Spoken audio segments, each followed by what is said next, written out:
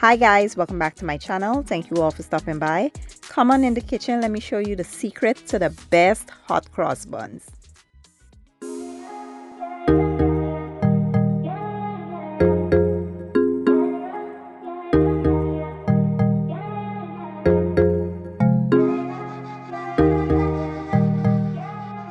Okay guys, so here's what you'll need for this recipe. Here I have some all-purpose flour, some evaporated milk, melted butter, vanilla, some sugar.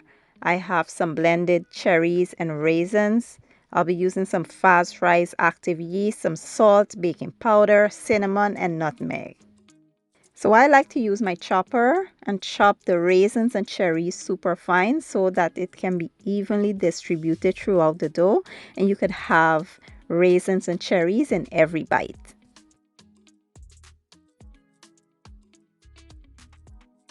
Next, you want to combine all of the dry ingredients, which are the nutmeg, cinnamon, salt, and baking powder. Mix that well and set aside. Now for the wet ingredients, you want to add some sugar to your warm evaporated milk. Give that a stir and then we will add our yeast. The yeast is already activated, but I still like to do this step just to make sure it's alive. Then we will add our vanilla and the melted butter. Give it a stir and set aside.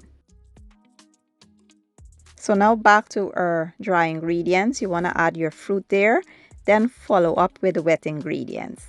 Give it all a good stir and make sure everything is very well combined. You will notice that your dough is more on the sticky side, and that's exactly what you want. If you want the most amazing cross buns, you want the dough nice and sticky and super soft in texture. Now what I like to do to combat the stickiness is add oil instead of flour. If you continue to add flour, you will have a very dense cross buns. It will not be pillowy soft. It will be more on the dense side. And that's not what I like. I like my buns to be rich, but fluffy and airy. You know, that's how you know you have the best cross buns.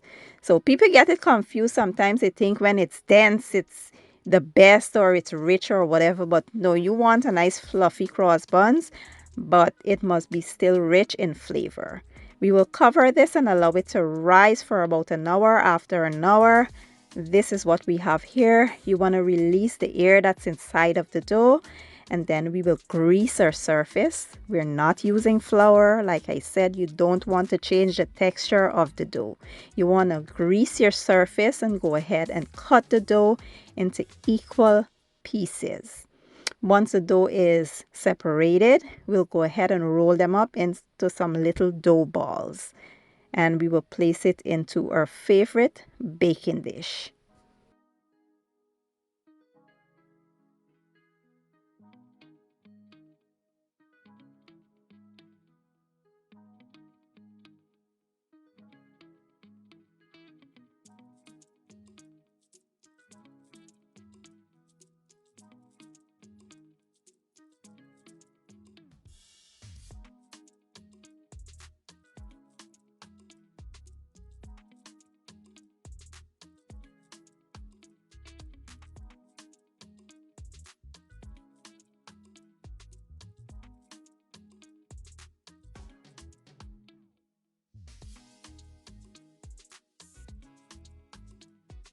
Once you're done, you want to cover these and allow them to rise again for about 45 minutes or so.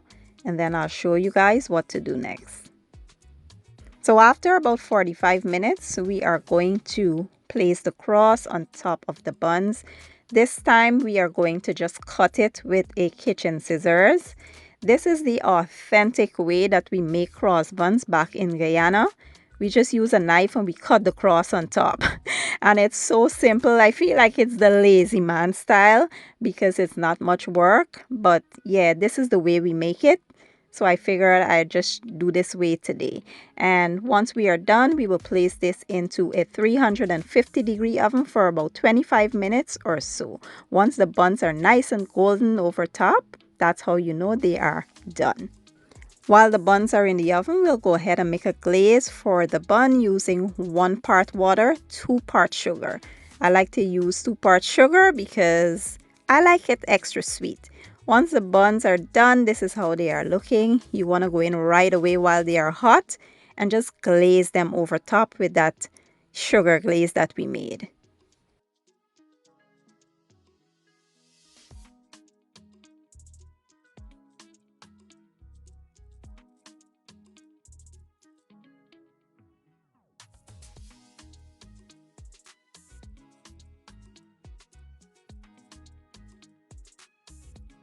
And this is just me being a little extra. I've added some cherries on top, but this is completely optional. You do not have to do this. You could serve it up just as they are when they come out of the oven. But you want to allow them to cool a little before we dig in and see what they look like on the inside.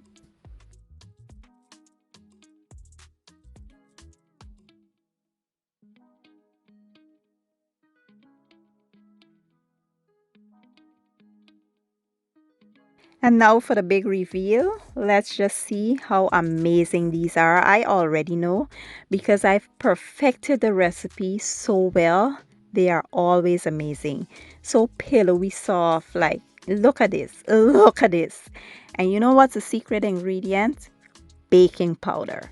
So try that next time. Try adding baking powder to your mixture and tell me how it turns out. I hope you guys give this recipe a try. If you enjoyed the video, please don't forget to give it a thumbs up, share it, and leave a comment down below. I will leave all my ingredients and measurements down in the description box, and I'll see you guys in my next one. Thank you for watching. I appreciate your support, and as always, enjoy and have a happy Easter.